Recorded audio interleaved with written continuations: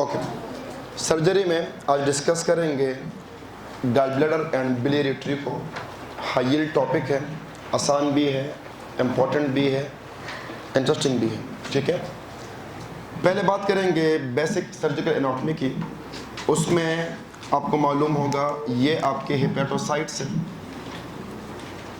These are the hepatocytes. Hepatocytes के बाद ये जो आपको ग्रीन में नज़र आ रहे हैं, इनको हम कहते हैं बिलियरी कैनालिकुलाई।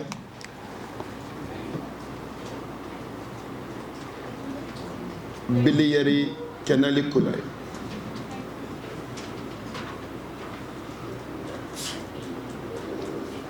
ये हमारे पास डक्ट्स हैं, इनको हम कहते हैं intrahepatic bile duct. Intrahepatic bile ducts. फिर ये दो हैं, एक लेफ्ट है और एक राइट है, तो राइट एंड लेफ्ट होंगे, राइट एंड लेफ्ट। फिर जब ये बाहर निकलते हैं तो बाहर भी ये दो हैं, राइट एंड लेफ्ट। और ये चूंकि लीवर से बाहर है तो इसको हम कहते हैं extra hepatic bile ducts.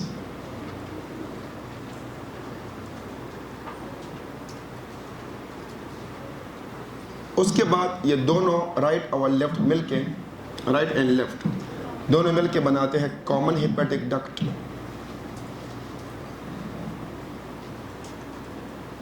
Common hepatic duct, short form इसका होगा CHD। फिर उसके बाद ये जो आपको नजर आ रहा है,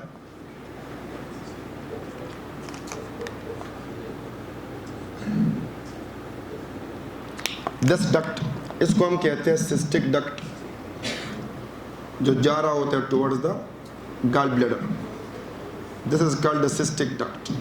और common hepatic duct plus cystic duct जब ये दोनों मिल जाते हैं तो they will make the common bile duct, CBD, common bile duct. And common bile duct फिर ओपन होता है पेनक्रियास के मेजर पेनक्रियाटिक डक्ट की तरफ। This is the major pancreatic duct.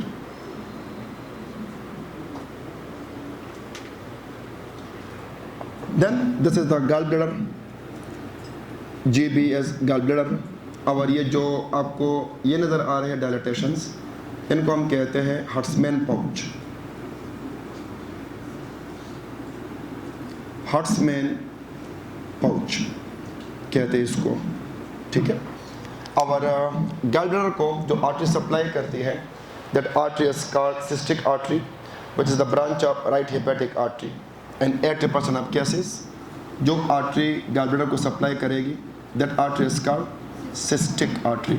Cyst means the gall bladder, तो cystic artery. Cystic artery 80% cases में किसकी branch होगी?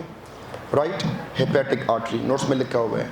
एंड 10 to 15% केसेस में it is the branch of gastroduodenal artery. तो ये तो हो गया बेसिक आपकी एनाटॉमी हो गई।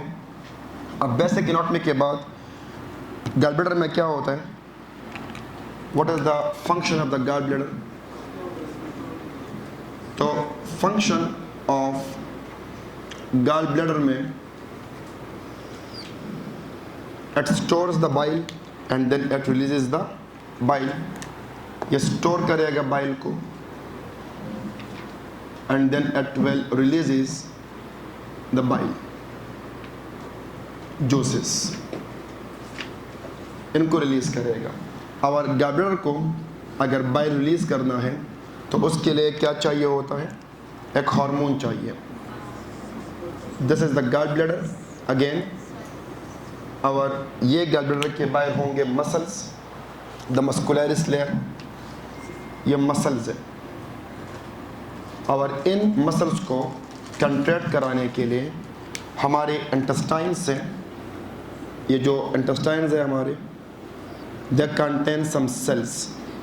उन सेल्स को हम कहते हैं I cells. And I cells release करते हैं एक हार्मोन को, उस हार्मोन को हम कहते हैं कोलिसिस्टोकिनिन। काइनिन, CCK कंट्रैक्ट करवाता है किसको? गॉल ब्लैडर को, और जब ये कंट्रैक्ट होगा तो it will be releasing the bile. तो बाइल को स्टोर करना, बाइल को रिलीज करना, वो किसका काम है? गॉल ब्लैडर का काम है। लेकिन कंट्रैक्ट ये तब होगा जब CCK रिलीज होगा, एंड CCK रिलीज होता है यूजुअली आफ्टर मील, जब हम मील लेते हैं, खाना खाने के बाद बाइल रिलीज होता है। ये बेसिक कॉन्सेप्ट था। अब जो बाइल है, बाइल में क्या क्या चीज़ें होते हैं? अगर हम बाइल की बात करें तो बाइल जोसेस में या बाइल में we have bile salt and acids. Bile salts होंगे, बाइल एसिड्स होते हैं। इसके अलावा it contain phospholipids. For example एक फास्फोलिपिड आपको मिलेगा बाइल में जिसको हम कहते हैं lecithin. You know lecithin is phosphatidyl choline, ये एक फास्फोलिपिड है। और इसके अलावा it also contain cholesterol, cholesterol भी होगा। बॉडी से कोलेस्ट्रॉल को निकालने के लिए एक ही रास्ता है, और वो रास्ता क्या है? बाइल। अगर हमें कोलेस्ट्रॉल को रिमूव करना है तो देयर शुड बी बाइल, तो कोलेस्ट्रॉल भी मौजूद है।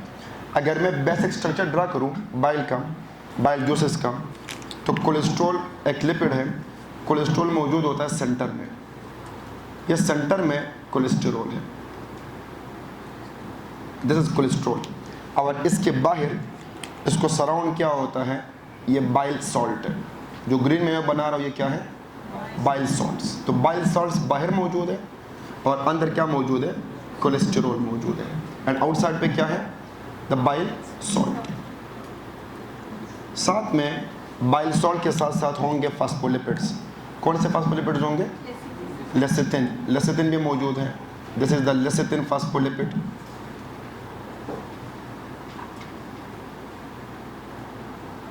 तो it contain lecithin, it contain bile salts on the outer side, और इनर साइड पे क्या है? कोलेस्ट्रॉल है। साथ में इनके साथ ऑब्वियस सी बात है, यू नो बिलिरुबिन वगैरह भी होते हैं। It is also conjugated bilirubin. आपका लीवर आपके लिए क्या करता है? अनकॉन्जुगेटेड बिलिरुबिन को कॉन्जुगेट करता है, फिर वही बिलिरुबिन इन डट्स के थ्रू ट्रेवल करेगा। साथ में आपका लीवर आपके लिए क्या बनाता है? बाइल। और बाइल जब बन जाएगा तो बाइल भी ट्रैवल करता है इसी रास्ते के ज़रिए, ये आपको मालूम है। ट्रैवल करने के बाद स्टोर होगा, फिर कौन आएगा? CCK, और वो इनको कंट्रैक्ट करवा के रिलीज़ करवाएगा। That's it. फिर उसके बाद नेक्स्ट पॉइंट इज़ कि ये तो बेसिक एनाटॉमी हो गई, बेसिक फिजियोलॉजी भी हो गई।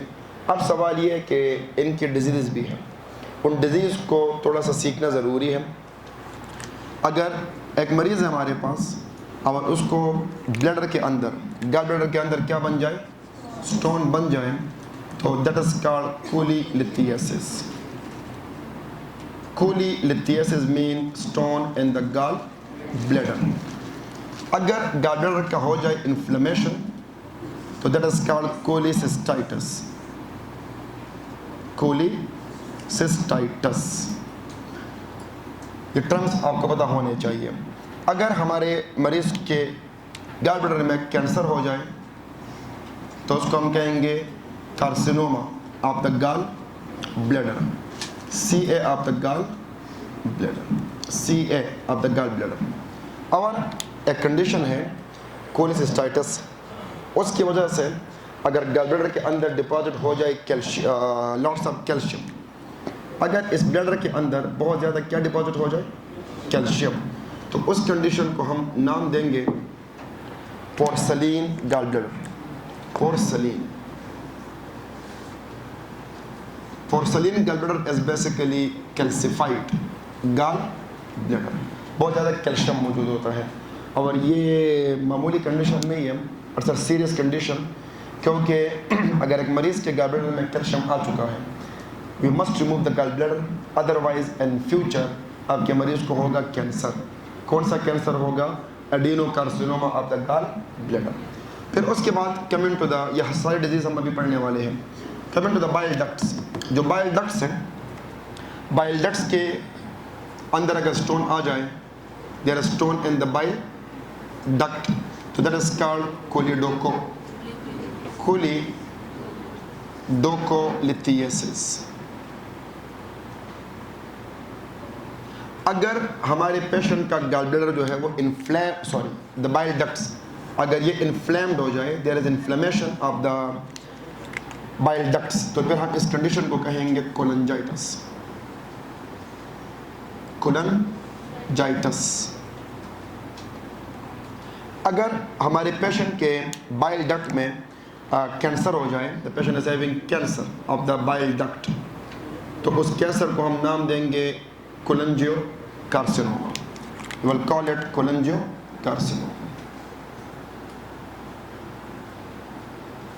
कोलंजियोकार्सिनोमा, choledocholithiasis, cholangitis, cholelithiasis, cholecystitis and एक और कंडीशन है कोलेस्टेरोलोसिस। ये सब आज हमने डिस्कस कर लिया, एक एक को हम डिस्कस करेंगे, ठीक है।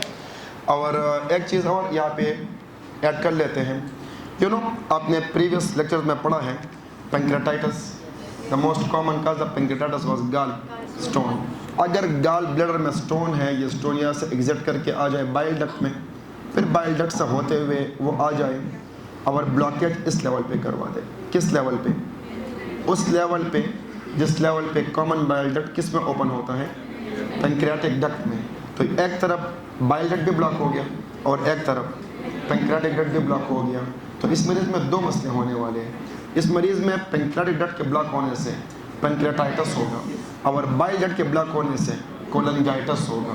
तो अगर आपके मरीज़ में स्टोन एक ऐसी जगह पर ब्लॉक हो चुका है कि जिसमें दोनों मसले हो जाएंगे, एक तरफ क्या हो जाएगा?